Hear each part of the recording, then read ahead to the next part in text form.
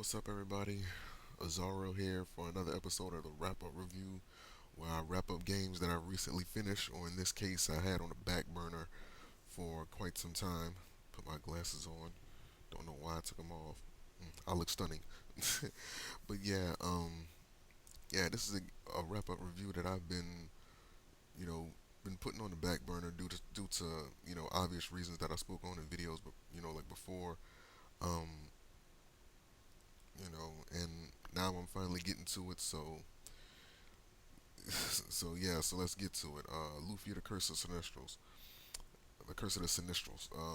Lufia the Curse of the Sinistrals is a remake of a Super Nintendo game called Lufia Rise of the Sinistrals, of Lufia 2 Rise of the Sinistrals that was remade, back in October 12th. I believe I got that date right. October 12th of 2010. Like they remade it and they released the game on the Nintendo DS. And yeah, like the game overall was fun, but I'll get into like a little bit of the story, like a little bit of the character controls and things of that nature, and then I'll give you my final verdict on what I think of the game. So let's get started. So the game starts off with Goddess, the Sinestral Destruction, and when the Sinestral Destruction, like he's making this worldwide announcement, where he basically wants to destroy the world, and the reason why isn't really clear. All he mentions is that chaos, destruction, fear will reign. All the terror and all of that. You know, he's how he will fulfill the ancient prophecy, and basically, uh, like destroy the earth. Just basically giving all those who hear him, you know, that ultimatum, that old vintage ultimatum. Either you obey me or you can be destroyed. And he announces this to the world. You know, next thing you know, like the sky gets dark and there's confusion amongst all the people of Earth, and then the camera cuts off to various parts of the world. And in each of the cities that they cut off into, like you see one person who is basically um, um, standing up and saying, I'm gonna make sure this guy, you know, like doesn't, you know, kill off everything that I care about. I'm gonna make sure that he doesn't, destroy everything that I care about. Vitamin water. Get a swig of this.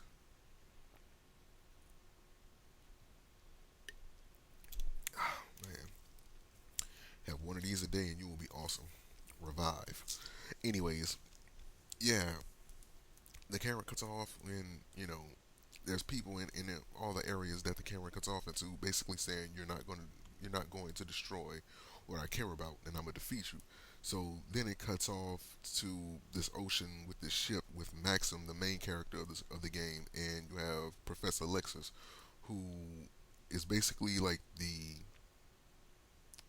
the inventor or like the advisor of sorts. So if there's anything new added to the game, he will let you know how it operates or what have you. And yeah, and the game just takes off from there. Like there's six main characters in the game that you play as, and you can switch in between them at any time during the gameplay. There's Maxim, a guy who uses a sword. There's Guy, a guy named Guy, who uses a hammer. You have Tia, who uses a briefcase. I'm not joking. It's a briefcase that shoots out like a boxing glove as a fighting attack. I'm not kidding. Um, and there's um, Salon, who uses a an ice discus. You have Artel, who uses a gun, and you have Dakar, who he's able to mimic the fighting styles of saying like one of the previous five. So he can use any weapon within the game. Um, on top of the weapons themselves having set specials for each of them, at set levels and what have you. Each of the character, each of the characters has their own special move that comes in handy in and outside of combat. For example, with Maxim, he has like this spiral dash which you can use to, you know, like get over large gaps or large areas that that your normal jump like wouldn't be able to get you across. You just jump over and then you hit the dash and he'll zoom over to the like just over to the other side. With Tia, she has this hook that shoots out and that you can grab items, like like some type of switch or something like that. They may be too far for you to jump to, you know, and you can use her hook and you can just grab it and you can pull it towards you and you can use it.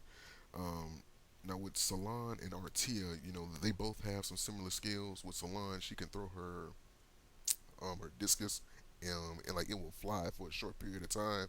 And there are some switches in the game that you can only hit, with her.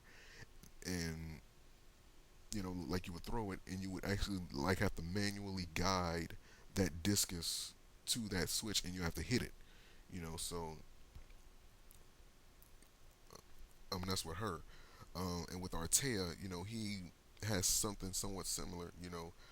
Um, what he can do is that he can multi-target switches or enemies in like in combat. He'll be able to multi-target enemies, or in this case, he'll be able to multi-target like some switches or what have you that all have to be hit at once in order for like in order for like some type of door to open. And what he would do is like like you would have to charge the gun up, and then like he would fire off like multiple shots at once, and they would all hit the excuse me, burp, and they would all just hit the switches all at once, and you know that's how that door would open. Like the puzzles in this game are very well done in my opinion. Uh, they're very interesting and they're very good. Like I really appreciate the thought that goes into any type of you know uh, uh, puzzle that goes into what I'm saying, like any type of RPG. Because I understand like there's a thought process that goes into it.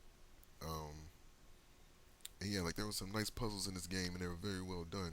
Like there's this one that I like where you have to move these um these reflectors around in order to get these beams of light to hit the targets. And it's another one where you have to use some reflectors. Like they had ones you can move and they had ones that you couldn't move. And the ones that you could move, you had to find some way to get this one beam of light that was shooting out of the middle of the room to bounce. What I'm saying? Like you would have to organize it to where these lights would bounce off of the walls and they would basically just cover the entire. Like basically it would hit all of the squares that were on the floor. And at first glance it looks impossible. Like how the hell do you do this? But what I'm saying, then you just work with it and then you find out, oh, that's how it's done. So it like there are some good puzzles in this game, some interesting puzzles that will have you really just scratching your head, be like, man, what I'm saying, like what made them, what I'm saying, like think of this? Because I would say that it was some good thinking going into these puzzles. So much props to them.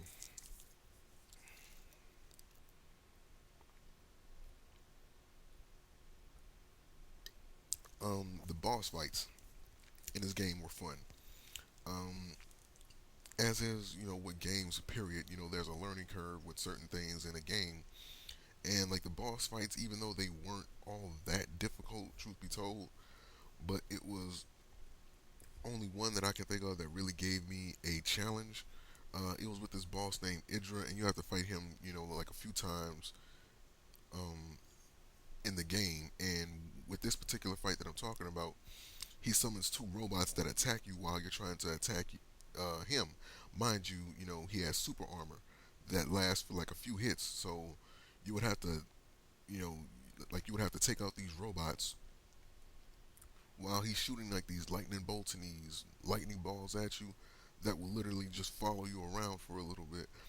And you would have to take out these robots just so you can go and you have to hit him but while you're attacking the robots, he's attacking you, so you have to watch out. So it's really like that. Okay, I have to take out these robots while he's attacking me, and then I have to go back and I have to attack him just before he can get the opportunity to summon any more robots. So it was a good little back and forth thing right there. That gave me like some of the hardest. I would say like that was one of the more difficult challenges in the game. You know, um, what else?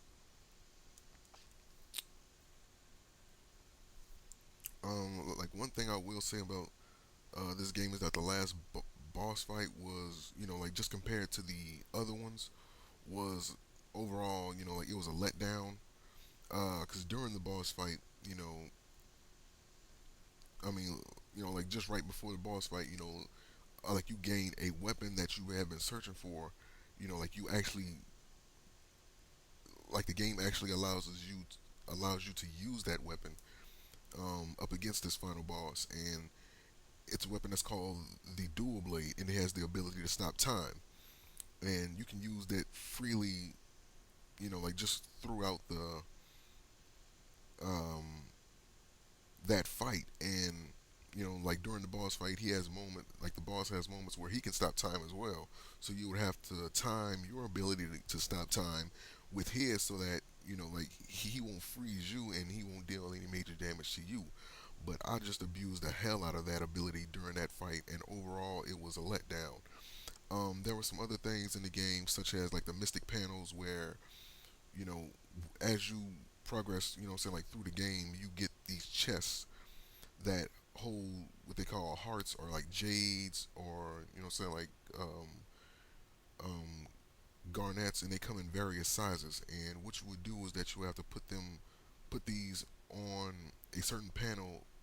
There's like six, one for each character, and you would have to put them on this panel, and they gain certain abilities. Like they would gain like the ability to um, like um, use like a certain element, or like you'll be able to like attack and roll, or like you would gain a health boost, or just various things.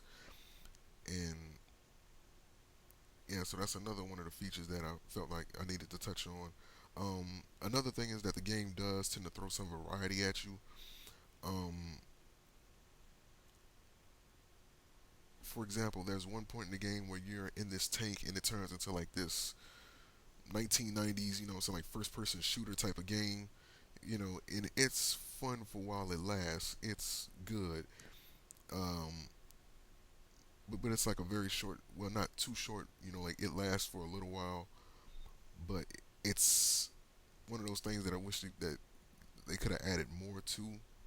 But like they didn't stick to just one thing, and that's what I feel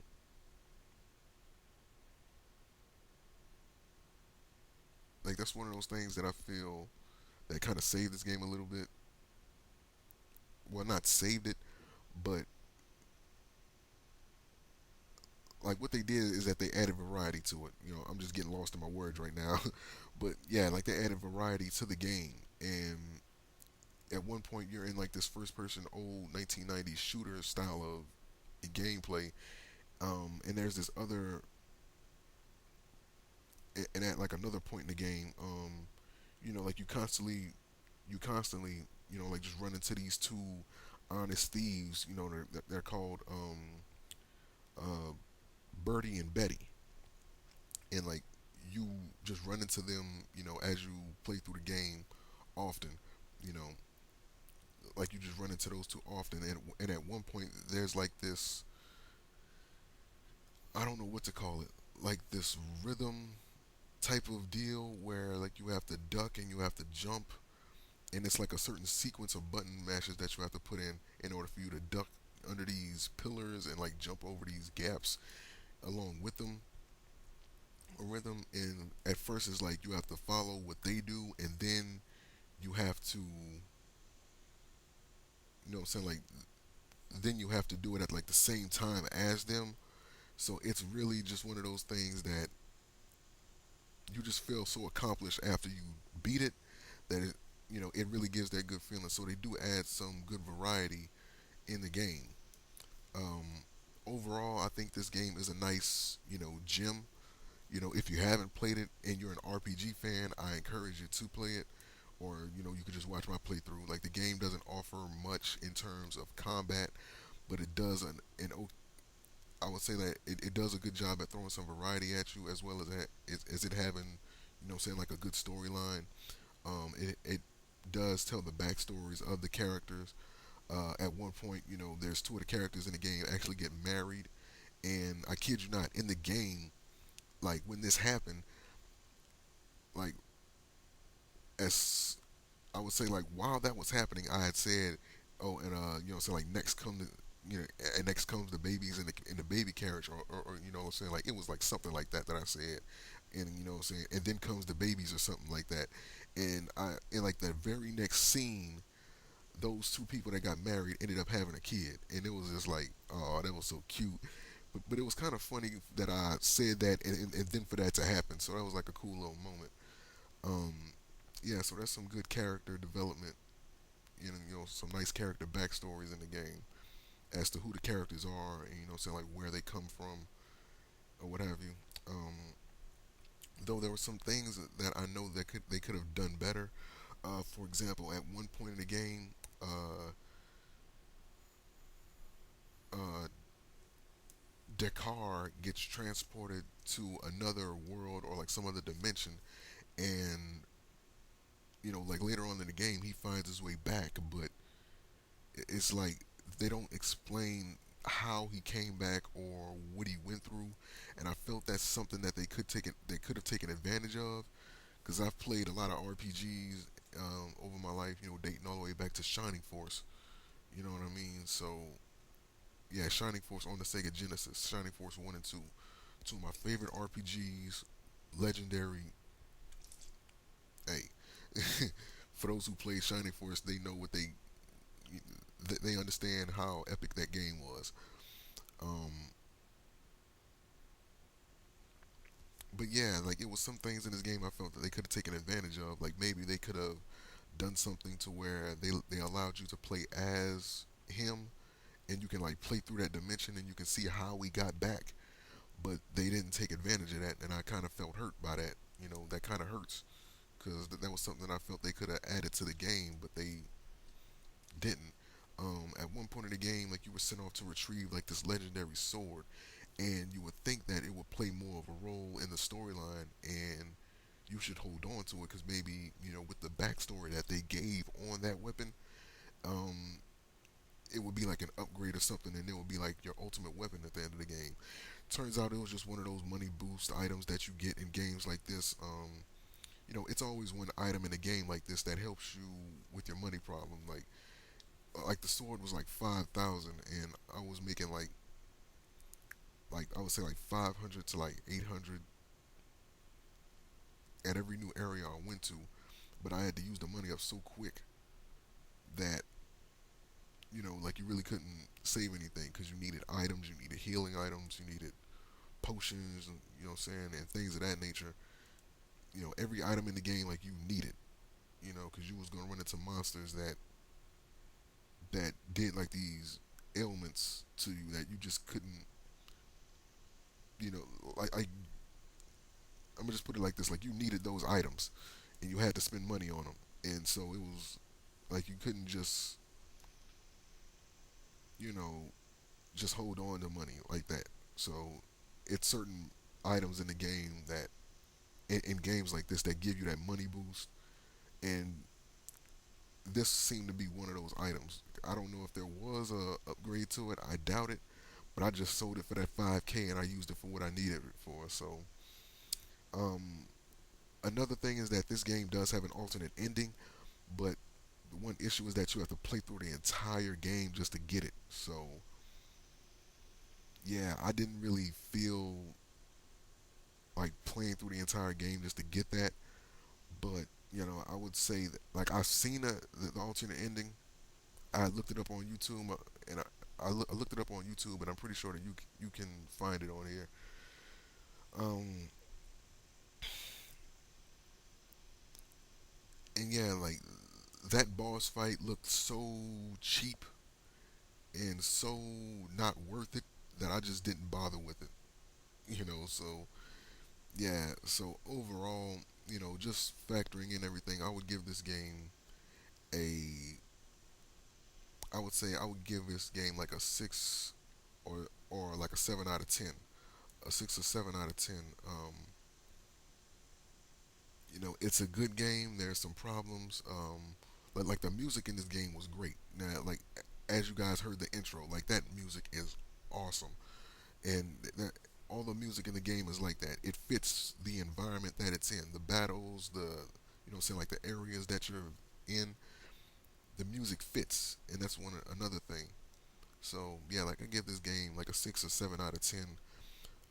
It's a nice game. I say that if you're an RPG fan, I would say this is one of those games that if you're holding on to any type of Nintendo DS game, then this should be in your collection.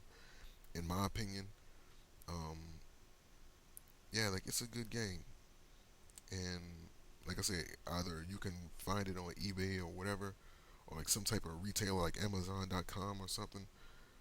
And yeah, I encourage people, if you're into RPGs like this, then I would say, you know, if it's not too much money, then yeah, I would pretty much just get it for your collection. It's a nice game. I feel like it's worth playing um, enough to where I would recommend it. If you're into RPGs. But yeah, so that's it for this episode of the wrap up review. I hope you guys liked it. Um, yeah, so that's everything, and I'll see you guys for more gameplay videos. So until then, peace.